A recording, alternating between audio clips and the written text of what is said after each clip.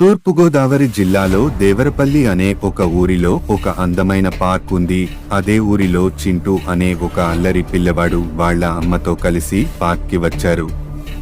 అదే పార్క్ లో ఒక అందమైన ఉడత ఉంటుంది. ఉడతకి చింటూకి పరిచయం ఏర్పడుతుంది. ఒకరోజు చింటూ ఆడుకుంటూ ఒక గుంటలో పడిపోయాడు. చింటూ గుంటలో పడిపోవడం ఉడత చూసి షాక్ అవుతుంది. ఎలాగైనా చింటూ ని కాపాడాలని అనుకుంటుంది.